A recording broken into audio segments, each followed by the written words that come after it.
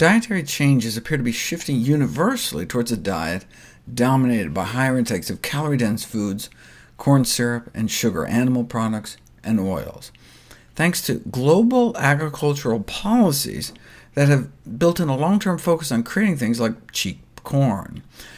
Consumption of these foods high in saturated and trans fats, salt and sugars, the cause of at least 14 million deaths every year. 14 million people dead. This is not a failure of individual willpower, says the Director General of the World Health Organization. This is a failure of political will to take on big business, which is a formidable opposition. Few governments prioritize health over big business. As we learned from experience with the tobacco industry, a powerful corporation can sell the public just about anything.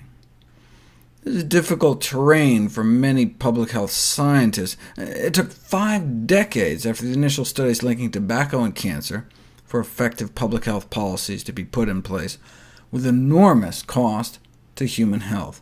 Must we wait another 5 decades to respond to the epidemics of dietary diseases? They do have money on their side. The chemical, tobacco, and food industries have the luxury to share similar tactics with the drug companies, because they have the resources to do so. By contrast, powerful and cheap health-promoting activities like eating a healthy diet are too cheap, can't be patented. Preventing cardiovascular disease is not an easy task, because it means engaging in a battle against strong industrial sectors, but it is possible with sufficient political courage. And it's been done before. There's a great example of action in public health nutrition that is succeeding: the move back to breastfeeding. Breast milk doesn't make anyone any money, and so companies like Nestle pushed infant formulas, and millions of babies may have died as a result. So a global movement rose up and resulted in the passage of a code regulating the marketing of breast milk substitutes. As the Director General of the World Health Organization at the time said, without their constant lobbying, reminding us of our duty as public health officers, they simply would not have had the courage to do it.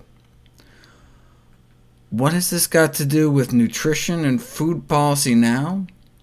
Everything. If we want to improve public health, we need to seek out the food and nutrition equivalents of Greenpeace. We should be prepared to stand up and be counted, even if it puts jobs and careers in nutrition on the line. To do that, the healthy food movement needs to stay united. Philip Morris is still fighting into the 21st century. Check out their latest campaign, dubbed Project Sunrise. They hope will lead to a dawn of a new day for the company, an explicit divide-and-conquer strategy against the tobacco control movement.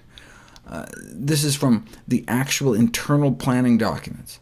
They figure the #1 vulnerability of the anti-smoking movement is that their success may blind organizations to carefully orchestrated efforts by the tobacco industry and its allies to accelerate turf wars and exacerbate philosophical schisms. Their overall objective was to attack the credibility of anti-smoking movement by creating schisms, to force them to fight amongst themselves. Think of how much of that we already do in the healthy food movement, right? But it's distracting us from the bigger picture. Because unity was defined as a source of strength for the anti-tobacco movement, anti-smoking movement, one of their primary strategies was to drive a wedge between various anti-smoking groups. Another was to weaken the public health movement's credibility.